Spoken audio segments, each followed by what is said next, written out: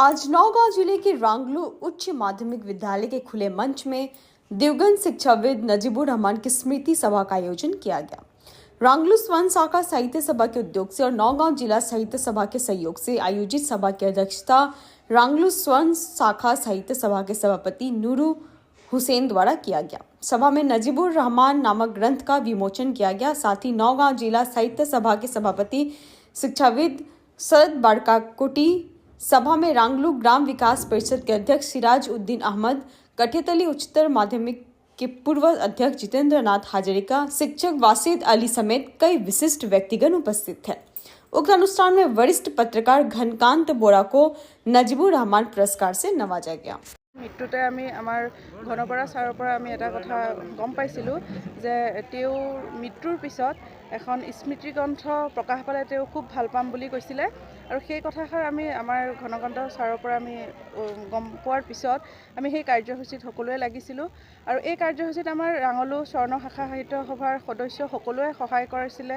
আমি আমাৰ জিলা সাহিত্য সভাৰ পৰাও যথেষ্ট পৰামৰ্শ পাইছিলোঁ আৰু তাৰ পৰিণতিত আজি আমি এই স্মৃতিচাৰণ সভাখন আমি আয়োজনো কৰিলোঁ আৰু সকলোৰে সহায় সহযোগিতাত আমি সফল হোৱা বুলিও অনুমান কৰিব পাৰিছোঁ আৰু আগলৈও আমি আশা কৰিছোঁ যাতে আমাৰ সাহিত্যৰ চৰ্চা যাতে আমাৰ সকলো ৰাঙলুবাসী সকলো যাতে ওলাই আহে আৰু এনেদৰে কিছু কাম কৰি যায় তাৰে আশা ৰাখিলোঁ মই আৰু সকলোকে মই আমাৰ সাহিত্য সভাৰ সকলোকে মই ধন্যবাদ জনাইছোঁ কাৰণ নতুনকৈ মই আমাৰ ৰাঙলু স্বৰ্ণ শাখা সাহিত্য সভাৰ সম্পাদকৰ দায়িত্ব মই ইতিমধ্যে লৈছোঁ আৰু সদায় মই মোৰ যিখিনি দায়িত্ব আছে মই সদায় পালন কৰি যাবলৈ মই সদায় চেষ্টা কৰিম।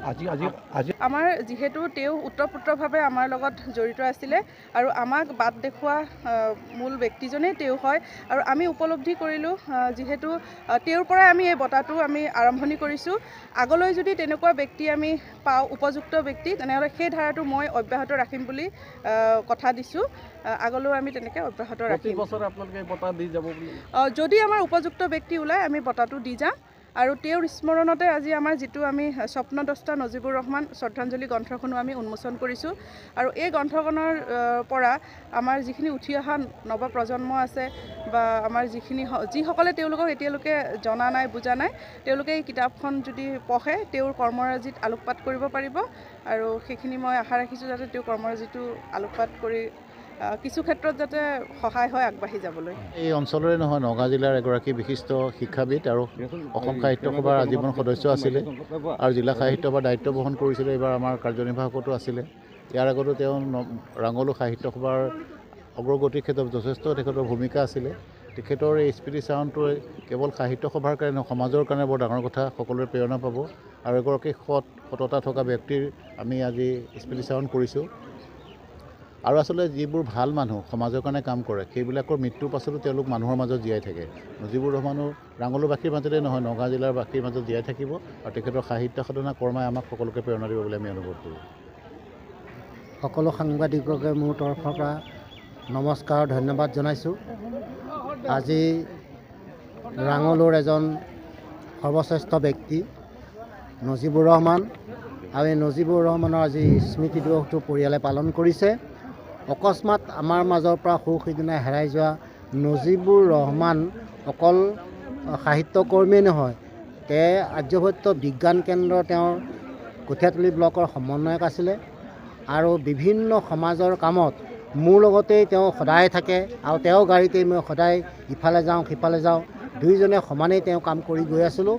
আজি যদিও নজিবুৰ ৰহমানে প্ৰথমতে ভাগি পৰিছিলোঁ যে মোৰ এজন সোঁহাত নাইকিয়া হৈ গ'ল, মোৰ কাম কৰাত যাতে কিছু অসুবিধা হ'ব বুলি ভাবিছিলোঁ, কিন্তু তাৰপিছতো এটা মনত বল উলিয়াই আৰু সেই পৰিয়ালটোৰ লগত মই একত্ৰিত হৈ থাকি আজিও ৰাঙলুলৈ অহা যোৱা কৰি আছোঁ আৰু ৰাঙলুত মই যি মোৰ সেৱা আগবঢ়াই আছোঁ সেই তেতিয়াৰ পৰা যেনেকৈ আগবঢ়াইছোঁ এতিয়াও মই তেনেকৈ আগবঢ়াই আছোঁ। আৰু আজি আজি পৰিয়ালবৰ্গই মানে মোক এটা সন্মানীয় এটা বঁটা প্ৰদান কৰিলে, নজিবুৰ ৰহমান সোঁৱৰণী বঁটা, আৰু বঁটাটো পাই মই সঁচাকৈ আপ্লুত হৈছোঁ। আৰু এটা ভাৱ হৈছে যে মই পৰিয়ালটোৰ এজন সদস্য আৰু সেই অনুপাতে তেওঁলোকে মোক মৰম চেনেহ সকলোখিনি দিছে আৰু তাৰ বিনিময়ত আজি তেওঁলোকে মোক এটা নজিবুৰ ৰহমান সোঁৱৰণী বঁটা তেওঁলোকে প্ৰদান কৰিলে। আৰু এটা ভাল খবৰ কি যে ইয়াতে এই তেখেতৰ যি স্থান পূৰাবলৈ গৈ আছে আমাৰ তেওঁৰ বৰ জীয়ৰী নাৰ্জিনা ৰহমান শিক্ষয়িত্ৰী, গতিকে তেওঁক মই ধন্যবাদ জনাইছোঁ। তেওঁ শাখা সাহিত্য সভাখনৰ হাত পাতি ধৰিছোঁ। कस्बा से माइनुद्दीन की रिपोर्ट, डेली 24 लाइव।